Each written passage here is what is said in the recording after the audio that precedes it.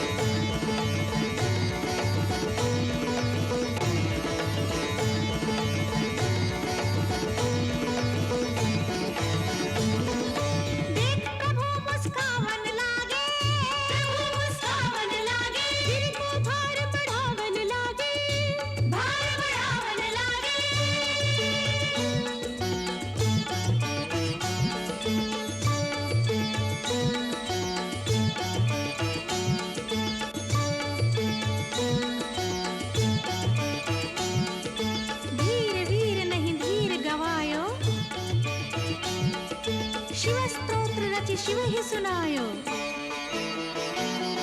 जटाटवी गलज्जल प्रवाह पावितस्थले गलेवलम्ब्य लम्बितां भुजङ्गतुङ्गमालिकाम् डमड्डमड्डमड्डमन्निनादवड्डमर्वयं चकार चण्डताण्डवं तनोतु नः शिवः शिवम्। ॐ नमः शिवाय। ॐ नमः शिवाय। जटाकटाह सम्भ्रमभ्रमन्निलिम्प निर्झरि विलोलवीचिवल्लरी विराजमानमूर्धनि धगद्धगद्धगज्जललाटपट्टपावके किशोर चन्द्रशेखरे रतिः प्रतिक्षणं मम। ॐ नमः शिवाय। ॐ नमः शिवाय। अखर्व सर्वमङ्गला कलाकदम्ब मञ्जरी रसप्रवाह माधुरी विजृम्भणा मधुव्रतम् स्मरान्तकं पुरान्तकं भवान्तकं मखान्तकं गजान्तकान्धकान्तकं तमन्तकान्तकं भजे। ॐ नमः शिवाय। ॐ नमः शिवाय। धीर वीर नहीं धीर गवायो। शिव स्तोत्र रचि शिव ही सुनायो। शिव सावन वांछित फल पायो तुम्हारी जय। जय बोले त्रिभुवन तुम्हारी जय।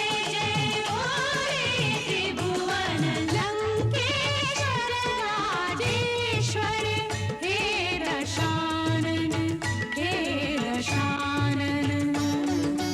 लंकेश्वर राजेश्वर हे दशानन हे दशानन।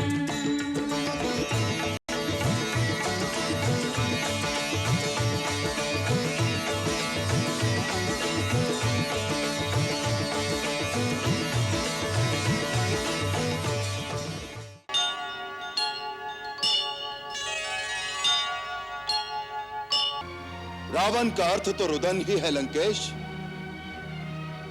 तुम्हारी सार्वभौम सत्ता, अपार प्रभुता और प्रचंड पराक्रम त्रिलोक में विख्यात है। तुमने अनीति, अनाचार और अत्याचार से पूरे संसार को आंसुओं में डुबोया है। अब यदि वही आंसुओं का सागर तुम्हें डुबो दे तो दोष तुम्हारा ही होगा। रावण, संसार में 3 प्रकार के प्राणी होते हैं। एक केवल कहते हैं, दूसरे कहते हैं और करते भी हैं, तीसरे केवल करते हैं, उसे बखानते नहीं। तुमने अभिमानवश बखान तो बहुत कर लिया, अब करके क्या दिखाओगे यह तो इतिहास ही बताएगा।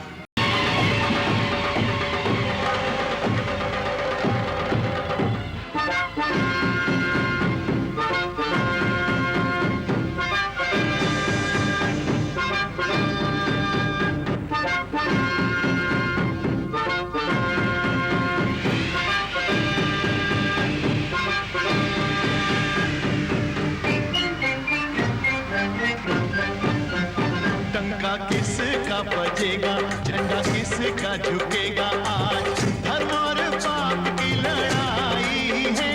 आज धर्म और पाप की लड़ाई है। निर्णय की घड़ी अब आई है। निर्णय की घड़ी अब आई है।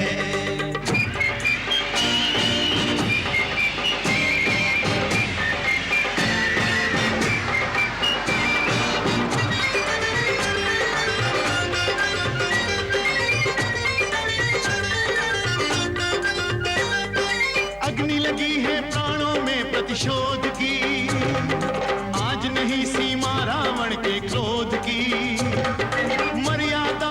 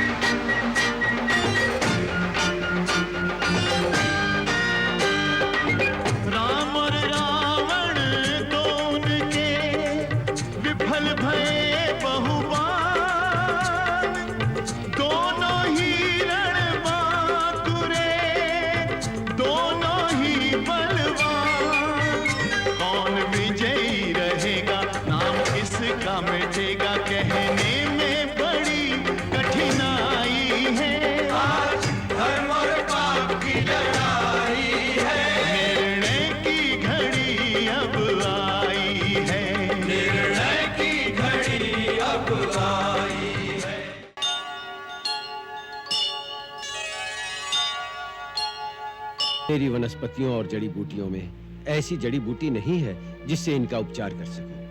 वैद्यराज, रघुवीर, अधीर होने से रोगी की पीड़ा दूर नहीं होती। उपाय है, लेकिन अत्यंत दुष्कर, अत्यंत दुर्लभ। आप बताइए तो सही श्रीमान जी। क्या बताऊं हनुमान, यहाँ से हिमालय पर्वत तक जाकर सूर्य उदय से पहले लौटकर आना असंभव है, इसलिए बताने से क्या लाभ।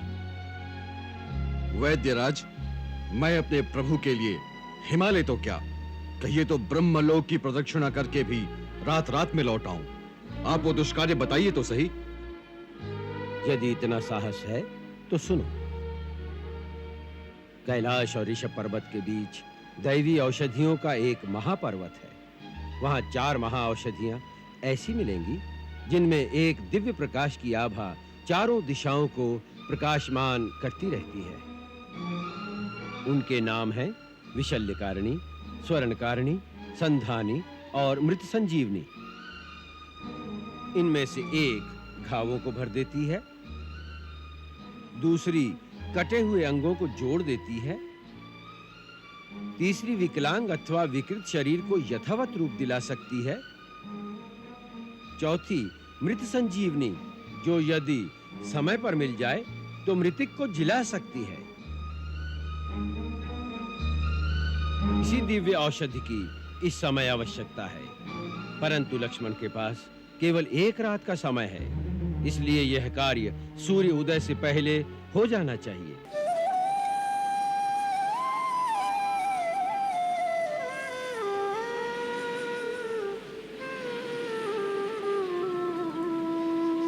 पल पल व्याकुलता बढ़े, छिन छिन छीजे रैन, कर विलाप हरि मनुज सम, कहत बंधु से बैन। मेरे लखन दुलारे, बोल कछु बोल मत भैया को रुला रे, बोल कछु बोल। भैया भैया कह के, भैया भैया कह के, रस प्राणों में घोल। मेरे लखन दुलारे, बोल कछु बोल।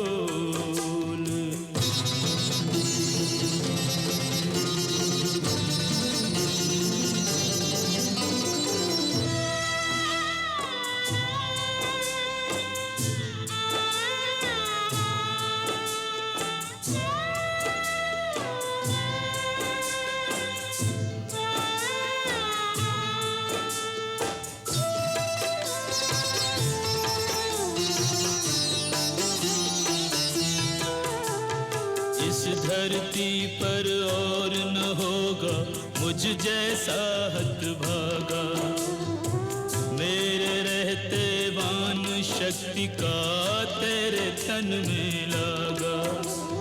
जा नहीं सकता तोड़ के ऐसे मुझसे नेह का धागा, मैं भी अपने प्राण तजूंगा आज जो तू नहीं जागा। अखियों के तारे लल्ला, अखियां तू खोल। मेरे लखन दुलारे, बोल कछु बोल मत भैया को रुला रे, बोल कछु बोल।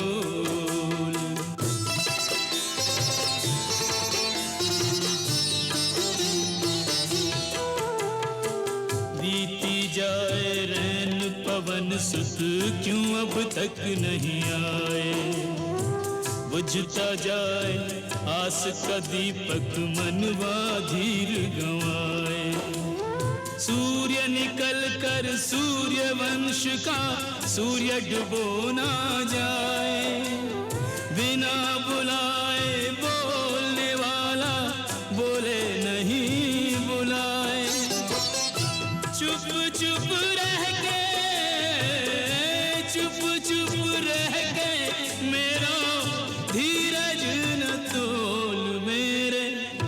लखन दुलारे, बोल कछु बोल रे मत भैया को रुला रे, बोल कछु बोल।